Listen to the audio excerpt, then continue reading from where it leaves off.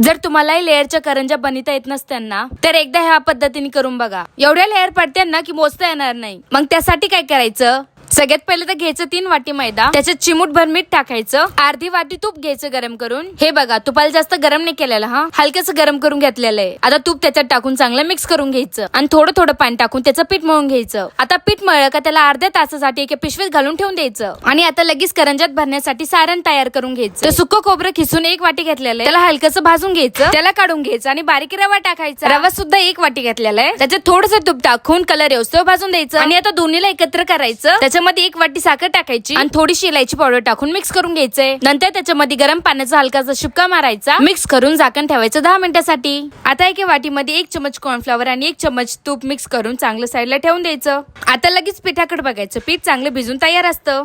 आता पिठाचा 1 गोळा तोडून घ्यायचा आणि चपाती सारखं मोठं लाटून घ्यायचं. अशा 4 चपात्या करून ठेवायच्या आणि लास्टला पोळपुटवर जी चपाती असते त्याला चांगलं मिश्रण लावून घ्यायचं. आता मिश्रण ह्याच पद्धतीने सगळ्या चपात्यावर लावून घ्यायचं आणि नंतर व्हिडिओ मध्ये दिसतोय तसा त्याचा रोल करून घ्यायचा आणि त्याला छोटे छोटे गोळ्यामध्ये कापून घ्यायचं आणि आता लाटायचं आणि मग साच्यामध्ये भरून त्याची करंजी करून घ्यायची. हे सगळं करायला लागायचं आधी तेल गरम करायला ठेवायचं. आता बनवलेल्या करंज्या तेलामध्ये एक एक करून सोडून द्यायच्या. आता हे बघा लक्षात घेण्याची गोष्ट म्हणजे गॅसला कुठंच हाय करायचं नाही, लो टू मीडियम फ्लेम वर आपल्याला करंज्याला तळून घ्यायचंय. तर तुम्हाला आहे ना मी एक करंजी तोडून सुद्धा दाखवते, बघा कसल्या लेअर पडल्यात आणि इतके खुशखुशीत झाले आहेत ना. खरं सांगते जर हा व्हिडिओ पाहून तुम्ही माझ्या पद्धतीने करंज्या केल्या ना तर दिवाळी नसली तरी पण तुम्ही या करंज्या बनवून नक्कीच खात राहता. तुम्ही या दिवाळीला अशा पद्धतीने करंज्या करून बघा आणि मला कमेंट करून सांगायला अजिबात विसरू नका.